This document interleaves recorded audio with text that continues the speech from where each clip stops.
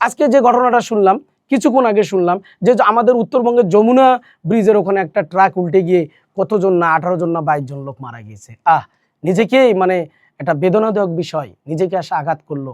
আরে কত আশাই ছিল এই পরিবারের লোক যে আমার ভাই আসতেছে, কেউ অপেক্ষায় আছে, আমার বাবা আসতেছে, কেউ অপেক্ষায় আসতেছে, আমার ছেলে আসতেছে, মেয়ে আসতেছে, একসঙ্গে ঈদ করব।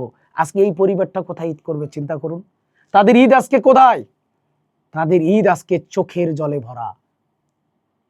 আমরা বাংলাদেশের মানুষ, আমাদের কেউ সরকারি বেসরকারি বিভিন্ন শিল্প কলকারখানায় আমরা চাকরি করি। যে শিল্প কলকারখানাগুলো চাকরি করে এক একটা প্রতিষ্ঠানে এক এক সময় আমাদেরকে ছুটি দিচ্ছে। যেমন ধরুন আজকে গার্মেন্টস ফ্যাক্টরিগুলো বিভিন্ন বাংলাদেশের গাজীপুর অঞ্চলের কিছু কিছু ফ্যাক্টরি ছুটি হয়েছে, এখনও হয় নাই। আমি যতটুকু জানলাম যে 26 তারিখ আগামীকালকে ওদের ছুটি হবে। সামনে 27 তারিখে একদিন, 28 তারিখে তো ঈদ। এই সময়ের মধ্যে যখন একে উপচে পড়া ভিড় লাগে যাবে, দেখা যাবে যে বাংলাদেশের যেসব গাড়ি যানবাহন আছে, বিভিন্ন দূরপাল্লার গাড়িগুলা যে কোচগুলো আছে, এই কোচগুলা জায়গায় হচ্ছে না। এখন আপনি সিট কাটতে যান, দেখতে পাবেন যে আপনার গাড়ি সিটে নাই। অনলাইনে যে তারা দিয়ে থাকে টিকিট কাটার জন্য যে সুযোগটা করে দেয়, তাই অনলাইনে তাদের দেখেন যে আপনার টিকিট কত আগে শেষ হয়ে গেছে। আমি 4-5 দিন আগে ট্রাই করে দেখছি, কোথাও শ্যামলী, নাবিল, হানিফ থেকে শুরু করে যে বড় বড় যে কোচ পরিবহনগুলো আছে, এই একটা তো সিট নাই। তাহলে এখন বর্তমান কি করবে?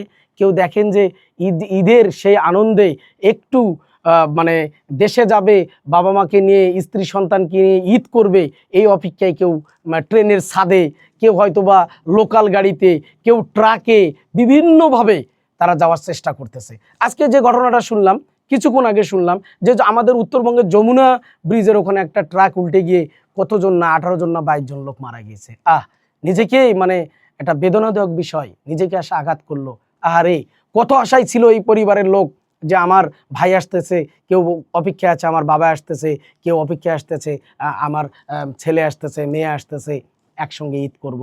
আজকে এই পরিবারটা কোথায় ঈদ করবে চিন্তা করুন। তাদের ঈদ আজকে কোথায়? তাদের ঈদ আজকে চোখের জলে ভরা।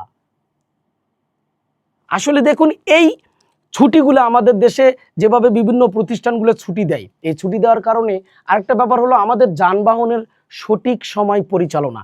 আমাদের দেশের যে প্রশাসন, আমাদের প্রশাসনিক কিছু বিষয় আমি বলি। উত্তরবঙ্গের একটা ব্যাপার দেখেছি আমি, আর দক্ষিণবঙ্গের একটা ব্যাপার বলছি। উত্তরবঙ্গের যে বিষয়টা, ঢাকা এখান থেকে গাবতলী কিংবা আপনার শ্যামলী, আসাদ গেট কিংবা এদিক মহাখালী বা ওইদিক গাজীপুর চৌরাস্তা থেকে যখন গাড়িটা অভিমুখে উত্তরবঙ্গের দিকে রওনা দেয়, দেখা যাচ্ছে রংপুর, দিনাজপুর, এদিকে আপনার ঠাকুরগাঁও, পঞ্চগড়, এদিকে বগুড়া, এদিকে গেল আপনার পাবনা, আবার দেখা যাচ্ছে যে আপনার এদিকে রাজশাহী, নাটোর, এই উত্তরবঙ্গের যে গাড়িগুলো রওনা দেয়, এই গাড়িগুলো কিন্তু অতিক্রম করতে হয় ঢাকা চন্দ্রা নামক একটি স্টাড আছে। আমরা গ্রামের মানুষ কিংবা এলাকার মানুষ হঠাৎ এই বিষয়টাকে চন্দ্রা না বলে চান্দুরা বলে, অনেকে চান্দুরা বলে ডাকে, কিন্তু মূলত নামটা হচ্ছে ঢাকা চন্দ্রা। এই চন্দ্রাতে আমি এখানে দেখেছি কি, এই পুলিশ প্রশাসনের কথাটাই বলি,